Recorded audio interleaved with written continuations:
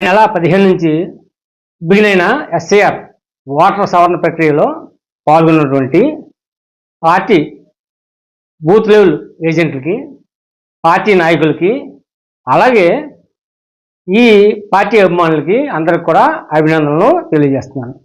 SIR భాగంలో secretariat booth level ఆఫీసర్తో పాటు party booth level ఏజెంట్లు, అలాగే పార్టీ నాయకులు ప్రతి ఇంటికి వెళ్ళి అప్పటికే మన ఎస్ఆర్ ప్రోగ్రాంలో ఎస్ఆర్ ఫామ్స్ ఇచ్చి దాని మీద రెండిస్తానికి 2 ఫోటోలు, అలాగే ఓటర్ కార్డు వివరాలు, వారి వివరాలను తీసుకుని దాన్ని పూర్తి చేసి ఆ ఇంటి యజమాని చేత సంతకం చేయించి ఆ ఫారాలని మన నాయకులు వాళ్ళ చేతిలో పెట్టి ఒక ఫోటో తీశారు.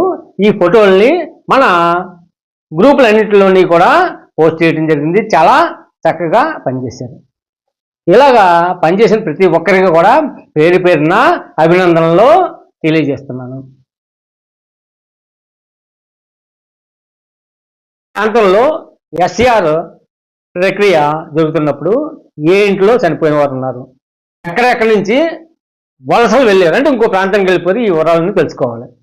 కారణం ఏంటంటే గత ఎన్నికల్లో ఈ చనిపోయిన ఓట్లు, వలస వెళ్ళిపోయిన ఓట్లు, దొంగ ఓట్లు వేశారు. దాంతో పార్టీకి తీవ్ర నష్టం జరిగింది. ఇది పునరావృతం కాకుండా మనం చూసుకోవాలి.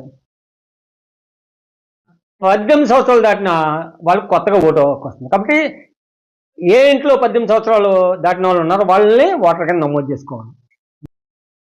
ముఖ్యమైన విషయం, వైఎస్ఆర్సీపీ కార్యకర్తలు అలాగే వైఎస్ఆర్సీపీ మద్దతుదారులు ఓట్లు ఉన్నాయా లేదా అనేది మనం జాగ్రత్త తీసుకోవాలి. కారణం కూటమి నాయకులు ఏం చేస్తారు, వైఎస్ఆర్సీపీ నాయకులు అలాగే వైఎస్ఆర్సీపీ మద్దతుదారులు ఓట్లు తొలగిస్తానికి ప్రయత్నం చేస్తారు.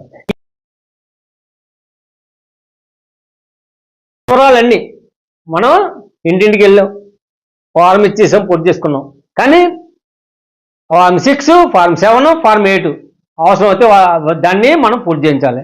అలాగే కొత్త ఓట్లని మనం జరిపించాలి. 18 సంవత్సరాలు దాటిన వాళ్ళు కూడా కొత్త ఓట్లు జరిపాలి. అంతేకాకుండా మన ఓట్లు తీయకుండా మనం జాగ్రత్త పడాలి. జాగ్రత్త పడి మనం ఈ ఓటర్ సవరణ కార్యక్రమంలో మన ఓట్లని రక్షించుకుంటూ కూటమి దొంగ ఓట్లు వేయకుండా మన ఓట్లు తీయకుండా మనం జాగ్రత్త పడాలి. జాగ్రత్త పడి ఈ విషయాల్ని మనం మన పార్టీ నియోజకవర్గ